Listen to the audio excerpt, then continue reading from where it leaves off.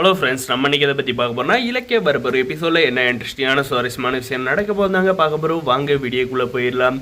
நம்முடைய செந்தாமணி கால் பண்ணி இந்த பைரவி கையில் பேசின பார்த்தீங்கன்னா கடும் கோவமாக பேசி உன் மகளுக்கு காசும் தர முடியாது, ஒன்றும் தர முடியாது, போன வைடியா அப்படின்ற மாதிரி சொல்லி வச்சுட்டதுனால பார்த்தீங்கன்னா நம்முடைய அஞ்சலியும் பார்த்தீங்கன்னா இந்த விஷயத்த சிந்தாமணி சொன்னது பயங்கரமாக கோபுறாங்க. அவங்களுக்கு நான் எவ்வளோ உதவி பண்ணியிருக்கேன், கடைசியில் எனக்கு எந்த ஒரு உதவி பண்ண மாட்டாங்களே, இப்படி இருந்தால் நான் எப்படி தான் பிஸ்னஸ் பண்ணி முன்னேறது அப்படின்ற மாதிரி பயங்கரமாக புலம்புறா. அதுக்கப்புறம் பார்த்தீங்கன்னா ஆமாம் அவங்க மொபைலில் தான் அப்படி கோவமாக பேசினாங்க. நான் போயிட்டு அவங்க கையில் நேர்லேயே பார்த்து பேசி அவங்க கிட்ட இருந்து காசோட தான் திரும்ப இந்த வீட்டுக்குள்ளே வருவேன் அப்படின்ற மாதிரி சொல்கிறாங்க. அஞ்சலி தேவையில்லாத சவால் விடாத, கண்டிப்பாக அவங்க காசு தர மாட்டாங்க, காசு இல்லாத ஏன்னா வீட்டில் நான் ஒன்று சேர்க்க மாட்டேன் பார்த்துக்கோ, அது உங்கள் அப்பா கண்டிப்பாக அந்த நீ வாங்கிட்டு வந்தாலே அந்த காசை பார்த்தனால கண்டிப்பாக எங்கே திருடிட்டு வந்தோம் கேட்பான், கண்டிப்பாக அவனே பிடிங்கிட்டு போய் போலீஸ் கீழ் கொடுத்துருவோம் அப்படின்ற மாதிரி நம்முடைய சிந்தாமணி சொல்கிறாங்க. அதுக்கப்புறம் பார்த்தீங்கன்னா அந்த பைரவி எப்பயும் வெளியே வராத போயிடுவா.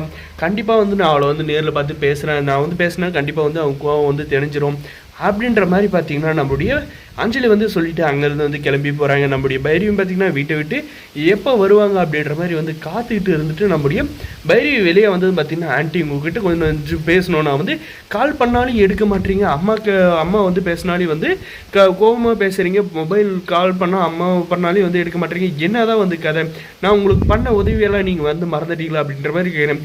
நீ எனக்கு உதவி பண்ணி நான் உனக்கு ஒரு வாழ்க்கை பிச்சையை போட்டேன், அதை உனக்கு சரியாக பயன்படுத்திக்க தெரியாத, அந்த இலக்கிய வீட்டை விட்டு அனுப்ப தெரியாத நீ கடைசியில் அந்த இலக்கியாவோட வலையில் சிக்கி நீ வீட்டை விட்டு போயிட்டு உன் வாழ்க்கையை தொலைச்சிருக்க. இப்போ நீ ஏதோ பிஸ்னஸ் ஆரம்பிக்கிற, அவரை கூட்ட ஆரம்பிக்கிறேன்னு கடைசியில் மறுபடியும் என்கிட்டே ஹெல்ப் கேட்குறேன். உனக்கு வெக்கமா இல்லையா என்கிட்ட ஏன் நீ போலி ப்ரெக்னெண்ட்டாக இருக்கிறப்ப என்கிட்டே ப்ரெக்னெண்ட்டாக இருக்குன்னு சொல்லி ஏமாத்தினே, ஏன் அப்போ என்கிட்ட உண்மையை சொல்லியிருக்கிறது, அப்போ உண்மையை சொல்லியிருந்தாங்க கண்டிப்பாக நான் உனக்கு இப்போ ஹெல்ப் பண்ணியிருப்பேன்ல. இப்போ சத்தியமாக வாய்ப்பே இல்லை. கார்த்தி கௌதம் எல்லாருமே வீட்டில் என் மேலே பயங்கர கடுப்பில் இருக்காங்க. இந்த நேரத்தில் உனக்கு இந்த காசை கொடுத்து உதவி பண்ணி நீ பிஸ்னஸ் ஆரம்பித்த விஷயம் தெரிஞ்சுன்னா கண்டிப்பாக என்னை கொலை கூட பண்ணுருவாங்க, மரியாதையாக கிளம்பி போயிரு அப்படின்ற மாதிரி மூஞ்சில் காரி துப்பி அனுப்பிடுறாங்க.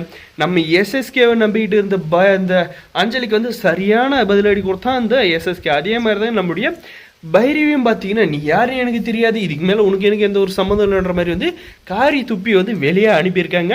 வரப்போகிற எபிசோடில் இப்படி தாங்க கொண்டு போக போகிறாங்க. இந்த வீடியோ பிடிச்சதை லைக் பண்ணுங்கள், மறக்காது நம்ம சேனலை சப்ஸ்கிரைப் பண்ணாதான் சப்ஸ்கிரைப் பண்ணுங்கள். நம்ம ஊரில் இன்றைக்கி மழை பெஞ்சிட்டு இருக்குங்க. உங்கள் ஊரில் கிளைமேட் எப்படி இருக்குன்னு சொல்லுங்கள். நம்ம ஊரில் பார்த்தீங்கன்னா வெறும் சில் கிளைமேட்டாக தாங்க போயிட்டு இருக்கு. நம்மளுடைய இலக்கிய சீரியலோட அடுத்தடுத்த அப்டேட்டுக்கு நம்ம சேனலை மறக்காமல் சப்ஸ்கிரைப் பண்ணி முடிஞ்ச வரைக்கும் ஸ்கிப் பண்ணாத பாருங்கள். Thanks for